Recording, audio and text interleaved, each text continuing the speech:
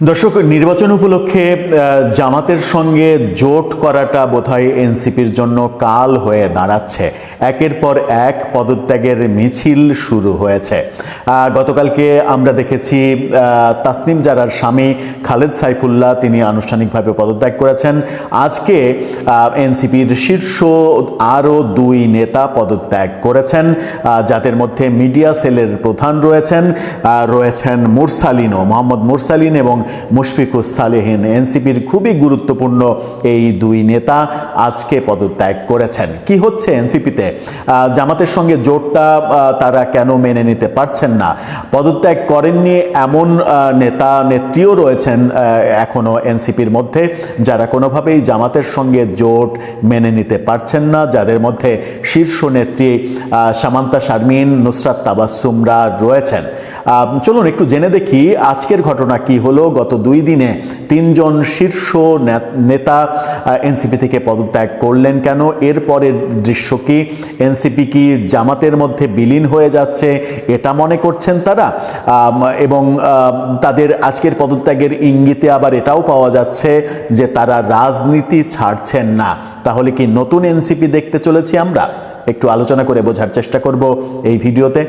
সবকিছু ঠিকঠাক থাকলে আগামী 12ই ফেব্রুয়ারি অনুষ্ঠিত হতে যাচ্ছে বাংলাদেশের ত্রয়োদশ জাতীয় সংসদ নির্বাচন। অবশ্য তফসিল ঘোষণার পর থেকে রাজনীতির মাঠে যে গরম হাওয়া বইবার কথা সেটি এখনো দেখা যাচ্ছে না।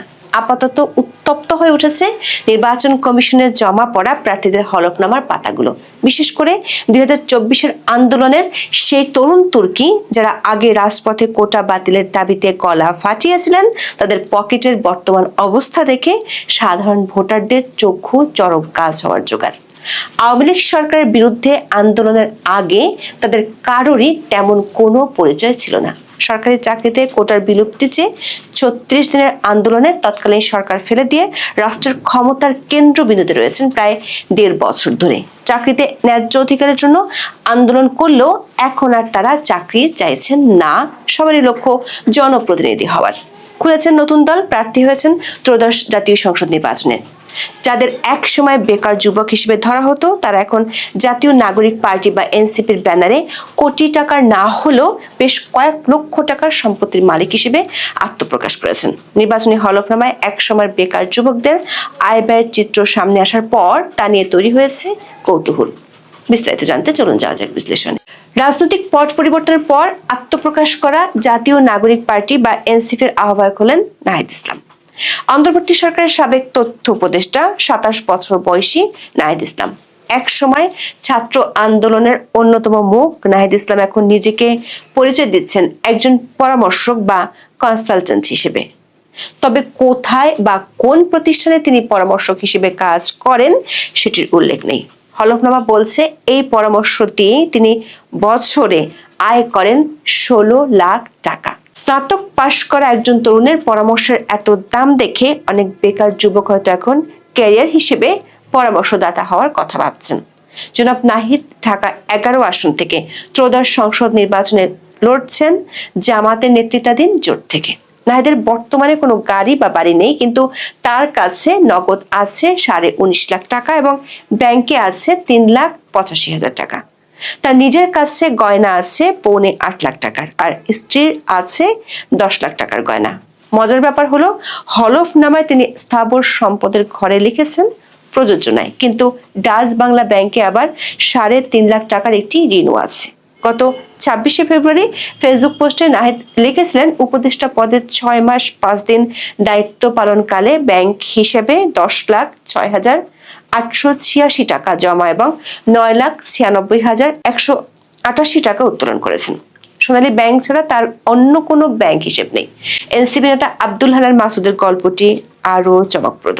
নোয়াখালীর 6 আসন থেকে জাতীয় নাগরিক পার্টি মনোনীত প্রার্থী হিসেবে নির্বাচনে অংশ নিতে মনোনয়নপত্র জমা দিয়েছেন তিনি।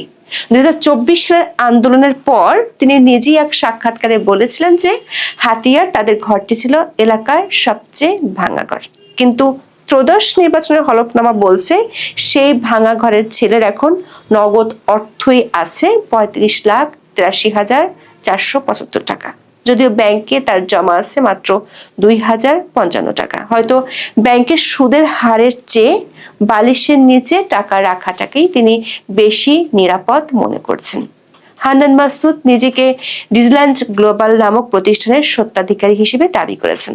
তার অস্থাবর সম্পত্তির মোট অর্জনকালীন মূল্য 46,85,000 টাকা হলেও তিনি নিজেই উল্লেখ করেছেন যে বর্তমানে এগুলোর বাজার মূল্য প্রায় 76,85,000 টাকা। 26 বছর বয়সী এই নেতার বার্ষিক আয় 6 লাখ টাকা এবং তারও 8 লাখ টাকার স্বর্ণালঙ্কার রয়েছে। ঢাকা বিশ্ববিদ্যালয়ের ছাত্র হলেও আব্দুল হান্নান মাসুদ হলফনামায় নিজের সর্বোচ্চ শিক্ষাগত যোগ্যতা আলিম পরীক্ষায় উত্তীর্ণ বলে জানিয়েছেন। খোঁজ নিয়ে জানা গেছে হান্নান মাসুদ আধুনিক ভাষা বিজ্ঞান ইনস্টিটিউটের ইংরেজি বিভাগের ছাত্র, তবে তিনি সম্মান 3য় বর্ষের পরীক্ষা দেননি। বাংলা ট্রিবিউনের কাছে আব্দুল হান্নান মাসুদ দাবি করেছেন তিনি ছাত্র অবস্থায় টিউশন করে ভালো পরিমাণ টাকা আয় করেছেন, পাশাপাশি ব্যবসা থেকেও কিছু আয় করেছেন। আবার তার বিয়ে সহ বিভিন্ন অনুষ্ঠানে গত 1 বছরে অনেক গিফট পেয়েছেন। একই আসনে হান্নান মাসুদের বাবা আমিরুল ইসলাম মোহাম্মদ আব্দুল মালেক বাংলাদেশ সুপ্রিম পার্টি বা বিএসপির হয়ে মনোনয়নপত্র জমা দিয়েছেন। তার বাবার ব্যাংক ও আর্থিক প্রতিষ্ঠানে প্রায় 2 লাখ টাকা আছে বলে কমিশনের ওয়েবসাইটে জানানো হয়েছে। দৈনিক প্রথম আলোর খবরে বলা হয়েছে অবসরপ্রাপ্ত শিক্ষক বাবার চেয়ে 18 গুণ বেশি টাকা রয়েছে জাতীয় নাগরিক পার্টির যুগ্ম মুখ্য সমন্বয়ক আব্দুল হান্নান মাসুদের। বাৎসরিক আয়ও বাবার চেয়ে 3 গুণেরও বেশি। বাবার আয়ের খাত কৃষি হলেও ছেলের আয়ের খাত দেখানো হয়েছে ব্যবসা। এনসিপির দক্ষিণাঞ্চলের সংগঠক হাসান আব্দুল্লাহর হলফনামা আরো উজ্জ্বল। কুমিল্লা 4 দেবিদ্বার নির্বাচনী আসনে তিনি জামাত নেতৃত্বাধীন জোটের প্রার্থী হয়েছেন। তার সম্পদের তালিকায় সবচেয়ে বেশি চমক দিচ্ছে স্বর্ণালঙ্কার, যার মূল্য 26 লাখ টাকা। ঢাকা বিশ্ববিদ্যালয় থেকে ইংরেজিতে স্নাতকোত্তর করা এই নেতার বার্ষিক আয় 12.5 লাখ টাকা, যা আসে তার ব্যবসা থেকে। তার কাছে নগদ আছে 13.5 লাখ টাকা। যদিও তার কোনো জমি বা গাড়ি নেই, তবু স্থাবর অস্থাবর মিলিয়ে মোট সম্পদের পরিমাণ 50 লাখ টাকা। তবে আয়কর রিটার্নে সম্পদ দেখিয়েছেন 31,67,619 টাকার। 27 বছর বয়সী হাসনাত নিজের পেশা হিসেবে উল্লেখ করেছেন ব্যবসা, তবে কিসের ব্যবসা সেটি অজানাই থেকে গেল। অন্যদিকে উত্তরাঞ্চলের জমিদার ঘরের ছেলে বলে পরিচয় দেয়া সার্জিস আলমও নিজেকে ব্যবসায়ী হিসেবে পরিচয় দিয়েছেন। পঞ্চগড় 1 আসন থেকে ভোটে অংশ নিতে মনোনয়ন ফর্ম জমা দিয়েছেন এনসিপির নেতা। তার বার্ষিক আয় 9 লাখ টাকা এবং হাতে নগদ আছে 3,11,000 টাকা। সার্জিসের নামে 16.50 শতক কৃষি জমি থাকলেও সেটি তিনি উপহার হিসেবে পেয়েছেন বলে জানিয়েছেন। আয়কর রিটার্ন অনুযায়ী তার মোট সম্পদের পরিমাণ দাঁড়িয়েছে প্রায় 33,73,628 টাকা। দর্শক, গত বছরের মার্চে নিয়ে জেলা পঞ্চগড়ে বিশাল গাড়ি বহন নিয়ে শোডাউন করে বিতর্কের জন্ম দিয়েছিলেন সার্জিস আলম। তখন সামাজিক মাধ্যমে ব্যাপক প্রশ্ন ওঠায়। সেগুলোর ব্যাখ্যা চেয়ে ফেসবুকে একটি পোস্ট দিয়েছিলেন তার দলের সাবেক নেতা ডক্টর তাসনিম জারা। তাসনিম জারার পোস্টের জবাবে সার্জিস আলম ফেসবুকে পোস্ট করে জানান, গাড়ির ভাড়া দিতে যা খরচ হয়েছে তা দেওয়ার সামর্থ্য তার পরিবারের আরো 50 বছর আগেও ছিল। তার দাদা তার জন্য যা রেখে গেছেন তা দিয়ে তিনি নির্বাচনও করে ফেলতে পারবেন বলে দাবি করেছিলেন তিনি। কিন্তু এখন দেখা যাচ্ছে সার্জিস আলমের বার্ষিক আয় 9 লাখ টাকা। হলফনামায় দেওয়া তথ্য অনুযায়ী তার মোট সম্পদ মূল্য 5 লাখ টাকা।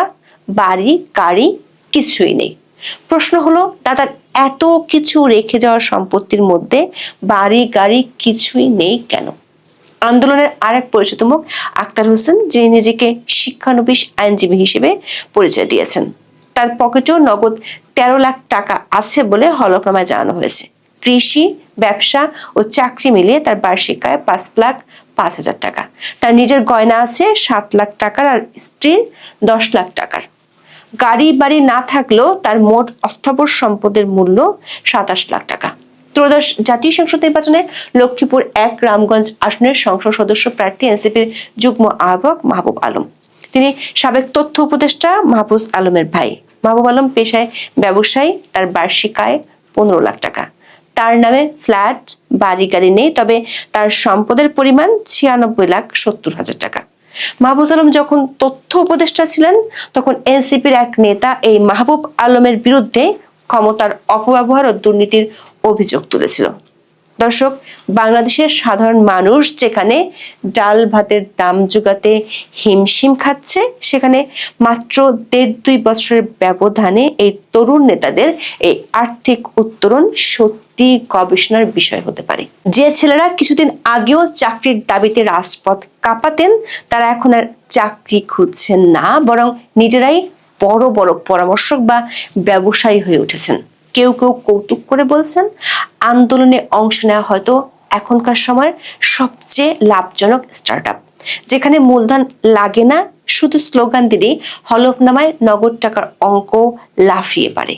হান্নান মাসুদের ব্যাংকে মাত্র 2,000 টাকা থাকা প্রমাণ করে যে তিনি হয়তো সাধারণ মানুষের মতোই ব্যাংক খাতের অস্থিরতায় চিন্তিত, তাই টাকাগুলো নিজের কাছেই নগদ রেখেছেন। তফসিল অনুযায়ী 20 জানুয়ারি প্রার্থিতা প্রত্যাহারের শেষ সময় এবং 12 ফেব্রুয়ারি ভোট, এই তরুণ নেতাদের সম্পদের পাহাড় ভোটারদের মনে কৌতূহল এবং কিছুটা বিস্ময় জাগিয়েছে। যারা ইনসাফের বাংলাদেশ করার প্রতিশ্রুতি দিচ্ছেন, তাদের নিজেদের সম্পদের এই অবিশ্বাস্য প্রবৃদ্ধি ভোটাররা কিভাবে নেন, সেটাই এখন দেখার বিষয়। সহজ কথায় বলতে গেলে এই ছাত্র নেতাদের অর্থনৈতিক অবস্থা এখন সেই জাদুর আয়নার মতো।